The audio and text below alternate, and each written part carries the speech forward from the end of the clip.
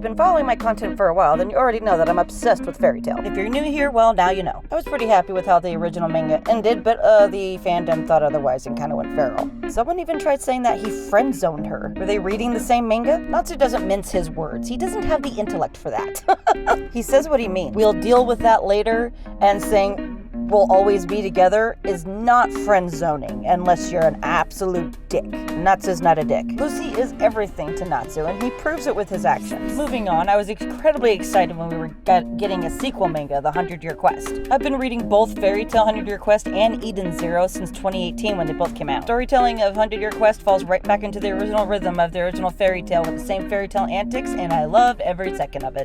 Then Mashima himself lets us know that there is an anime adaptation coming out, and he told us this back in 2021. Then we didn't hear anything for 2 years. Wanna know how to torture a fairy tale fan? That's how you torture a fairy tale fan. Mashima did admit that he spilled the beans a little too soon. This man is my age, and he got so excited about his sequel manga to Fairy Tail that he spilled the beans too soon.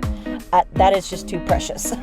Now we got more details, although the details just include a time span, so the end of 2023 or beginning of 2024, so winter season. With the excitement of Luffy's Gear 5 in One Piece, it just got me thinking that I'd really love to get that kind of hype, for the 100-Year Quest anime. No, I don't think we can achieve breaking servers like, One Piece and, Dragon Ball have both done, but those are just really, really big, titles that I love Fairy Tail, but I don't think it's going to reach that height. But I do want more people to get into it and get excited for it and really just get to know how great Fairy Tail actually is as, when it comes to the characters and the storytelling. It's mostly about how the characters interact with each other. It's a character-driven story. And I think some people who watch Fairy Tail or have read Fairy Tail took it too seriously, as if it were like Bleach or One Piece, when it's not that kind of manga. That's just not what it is. It's a fun story. You're supposed to enjoy it. Yeah, there's things in there that happen that you're like, that's not realistic. Well, it's fantasy. Fantasy isn't realistic.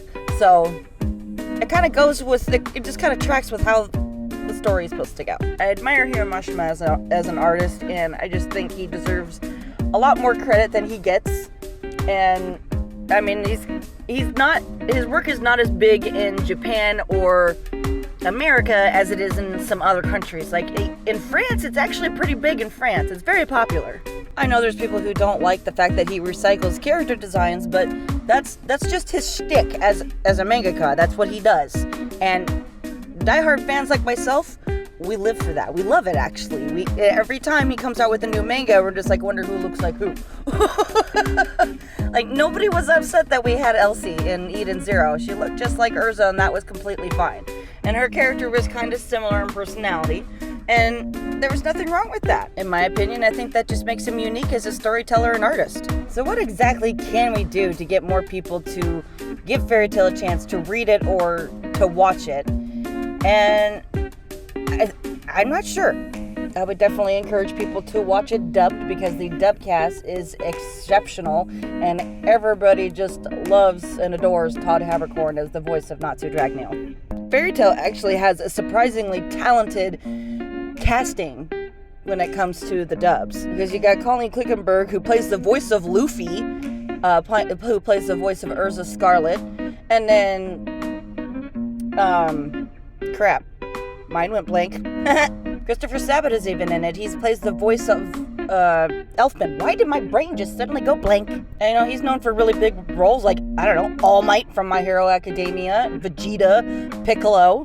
Caitlin Glass plays Evergreen, and she's known for playing Winry in Full Metal Alchemist and Full Metal Alchemist Brotherhood. Even other big names like Vic Mignogna and Matt Mercer played their role in the cast. Can't forget that the voice of Loki is Eric Vale, who is also the voice of Future Trunks, Sanji. And if you don't know who Todd Haberkorn is, maybe you're living under a rock, because he's voiced so many big characters in anime. Natsu is his most well-known, though. So between now and when, basically all the way up until the Fairy Tail 100-Year Quest comes out, I want to make videos surrounding 100-Year Quest. I want to talk about the manga and the different characters and the influences, and I just really want to analyze it and try to get more people to maybe be interested in the material.